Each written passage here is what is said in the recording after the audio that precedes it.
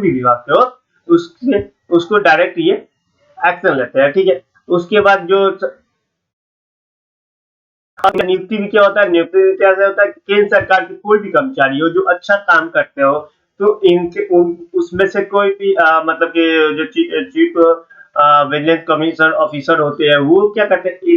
जो अच्छा काम करे उसको बुला लेते हैं, और उसके बाद सार्वजनिक उपक्रमों, निगमों और केंद्र सरकार के सभी आधारित काम को वो स्थापित करते हैं। मतलब कि जो बहुत सारे निगम का काम हो गया, जो केंद्र सरकार के अधीन में जो काम हो रहा है उसको भी स्थापित करते हैं, ठीक है। जैसे दिल्ली महानगर परिषद, दिल्ली नगर लोकपालिका परिषद के सभी कर्मचारी भी इसके अंतर्गत आते हैं। अब वर्तमान में क्या अधिकार क्षेत्र केवल ये लोक राजपत्र अधिकारी के स्तर से लेकर ये सभी के अंदर, ये सभी अधिकारी इन्हीं के अंदर आते हैं, ये आराम से उनका जांच कर सकते हैं। उसके बाद अगर वो भ्रष्टाचार कर रहे हैं, भ्रष्टाचार के मामले में कोई भी सांसद हो गया या मंत्री जुड़ा हुआ है या एमएलए जुड़ा हुआ है, उस सब के ऊपर भी ये जांच करते हैं। ये आयोग क्या भ्रष्टाचार और दुराचार के विरोध में शिकायत कोई नागरिक करते हैं, तो उससे ये मिलते हैं और उसका जांच करते हैं, रिपोर्ट बनाते हैं, और ये कैसे कोई नागरिक उसकी ऑफिसर के खिलाफ रिपोर्ट कर देता है, उस पर वो काम करते हैं। इसके लिए वो उनका क्या होता है, प्रिंटिंग रिपोर्ट होता है, लेख कैसे वो जांच करते हैं, पहले क्या प्रिंटिंग रिपोर्ट होता है, फिर लेख परीक्षा रिपोर्ट होता है, फिर विभिन्न प्रकार के जो परिशिष्ट अधिकारियों से जाकर मिलते हैं, फिर संसद द्वारा लगाए गए आरोप को वो क्रॉस चेक करते हैं, फिर वो जो संसद द्वारा रिपोर्ट को एकत्रित करते हैं, रिपोर्ट को लेकर कर उसके बाद वो अपना जांच को आगे बढ़ाते हैं, ठीक है। उसके बाद जो इसके कार्य क्या होते हैं, निम्नलिखित कार्य है, देखे जैसे प्रत्येक लेन देन को या जो देखभाल करते देखते हैं कि कोई लेन देन अच्छा है कि कोई लेन देन खराब है, मतलब कि वहाँ पे करप्शन चार्ज हो सकता है, करप्शन हो रहा है, उसको देखते हैं। जहाँ पे इनको संदेह होता है वहाँ पे वो आरोप और संदेह या आरोप होता है तो वहाँ पे वो आगे बैठे जांच बढ़ाते हैं। लोक सेवा के जो विरुद्ध में जो भ्रष्टाचार, दुरुपचार, अपराध, ईमानदारी के अभाव या अन्य जो प्रकार के जो आचरण का शिकायत मिलता तो उसको भी जांच पड़ताल करते हैं। मतलब कि जो लोक सेवा के अलग अलग जो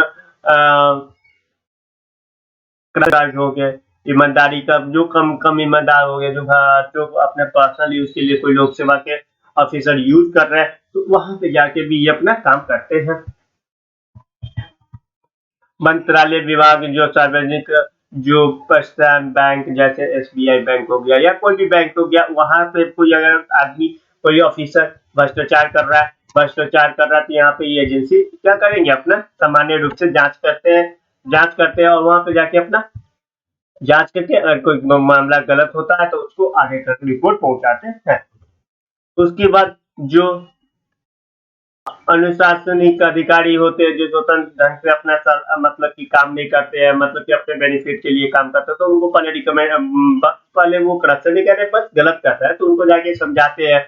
उसके बाद अगर वो भी सभी भी नहीं समझते, वो कानूनी रूप से काम नहीं कर रहा है वो ऑफिसर, तो उनको समझाने के बाद फिर क्या करता है, उन पर एक्शन लिया जाता है। फिर भ्रष्टाचार के क्षेत्र में जो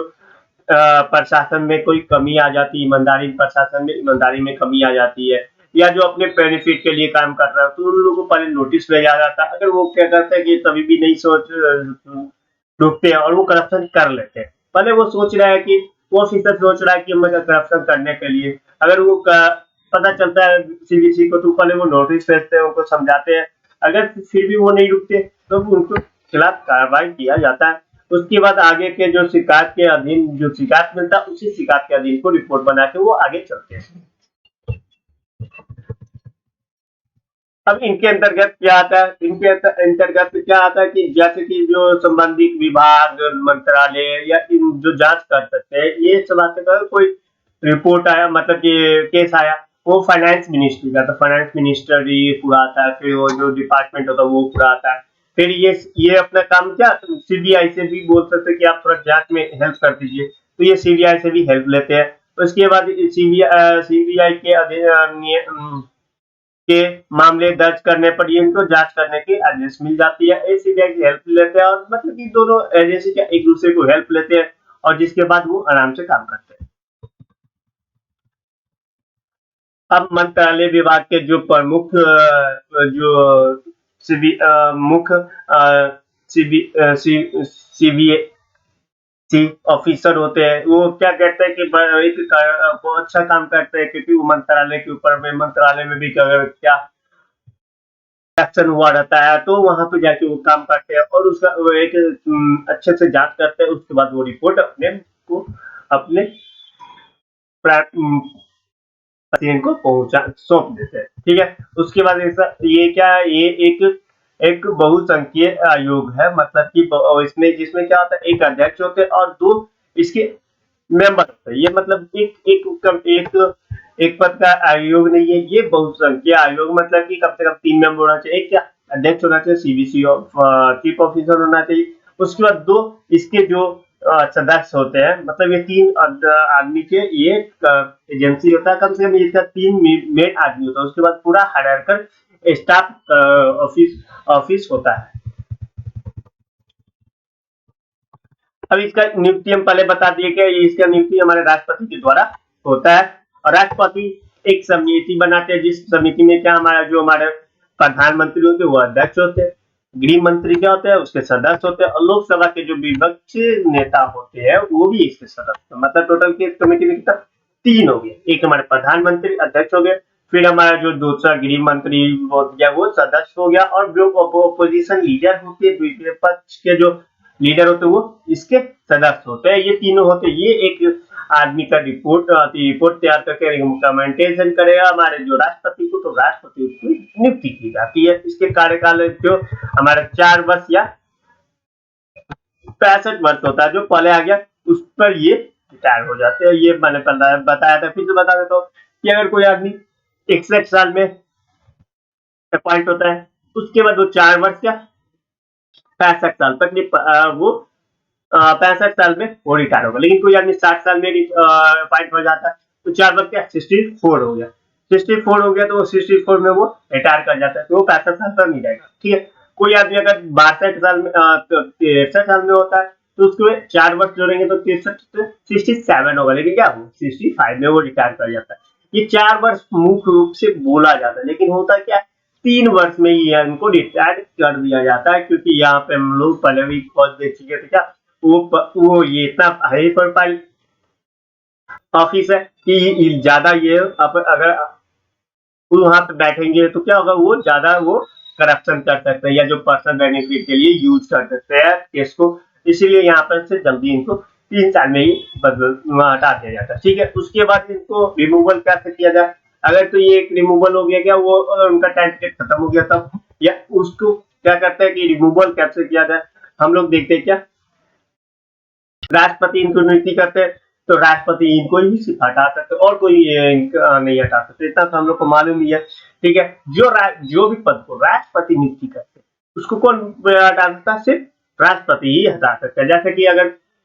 आईएएस और डीएम के पद को कौन नियुक्ति करते हैं, राष्ट्रपति अपॉइंटमेंट देते हैं, अपॉइंटमेंट लेटर देते हैं, अपॉइंट करते हैं, तो उनको कौन हटा सकते हैं, राष्ट्रपति ही हटा सकते हैं। ठीक है,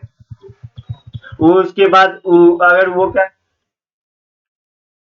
उसके अब और जो दोषी प्राप्त होता है कि वो आदमी दोषी हो गया तब उसको हटा सकते, जैसे कि उसके नैतिक आधार पर कोई आदमी का छवि खराब हो जाता है, वो कोई करप्शन चार्ज में लीन हो जाते हैं जो ऑफिसर हुए उस आधार पर हटा सकते हैं। यदि उसका कार्य का जो कार्य क्षेत्र है जो बाहर हो, अपने बाहर से कोई लाभ प्राप्त करे, मतलब वो पर्सनल लाभ कई दूसरे से प्राप्त करे, कहीं दूसरी एजेंसी से प्राप्त करे, प्राइवेट एजेंसी से प्राप्त करे, प्राइवेट प्लेयर से प्राप्त करे, तो क्या होगा उनको हटा सकता है। मतलब पर्सनल बेनिफिट, पर्सनल प्रॉफिट वो दूसरे आदमी से नहीं कर सकते, मतलब वो बाहर कोई काम नहीं कर सकते या कोई बाहर काम करते हैं या कोई कहीं से वो पैसा ले रहा है तो वहां से उस आधार पर उनको हटाया जा सकता है। या मानसिक या शारीरिक रूप से वो क्या होता है कि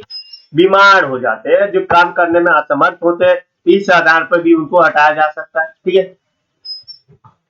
उसके बाद यदि वो आर्थिक या किसी रूप से किसी प्राप्त से किसी से वो मदद लेते हैं, मतलब घूस एक प्रकार का लेते हैं, करप्शन लेते हैं, तो उस आधार पर भी हटा दें, मतलब आर्थिक रूप से किसी का मदद लेते हैं, मतलब करप्शन टाइप का, कि जैसे कि वो कोई केस को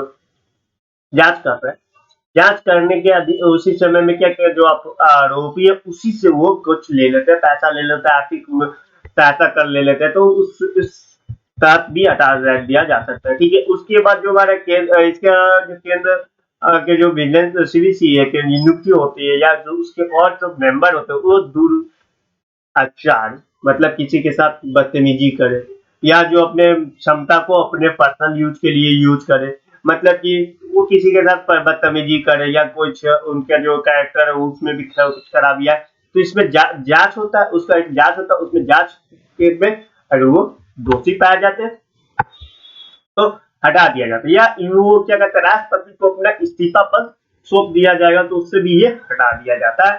ठीक है दोस्तों, ये जो हमारा सीबीसी हो गया, फिर जो हमारा सीबीआई हो गया, ये सब का जो ऑफिसर लोग होते हैं इसी तरह से हटाया जाता है। ठीक है, तो ये मेरा चैप्टर इस प्रकार से हम लोग सीबीसी के बारे में अच्छे से देख लिए, सीबीसी के अपॉइंटमेंट कैसे होते हैं, रिमूवल कैसे होते हैं, उसका कार्य क्षेत्र क्या होता है, सीबीसी का गठन का जो समिति होता है वो कैसे बनता है, फिर हिस्टोरिकल बैकग्राउंड देख लिए, फिर इसका जो पावर का मिलता है वो कहाँ से मिलता है, इस प्रकार से हम ये देख लिए। ये आशा करते हैं कि ये चैप्टर अच्छा लगा होगा। फिर से मैं बोलता हूँ, ये जो मेरा पीडीएफ है वो मेरे एक्सपर्ट के द्वारा बनाया गया, और वो आपके सब्सक्रिप्शन बॉक्स में मिल जाएंगे, वहां से आप लोग डाउनलोड कर सकते हैं। ठीक है दोस्तों, अच्छे से रहिए।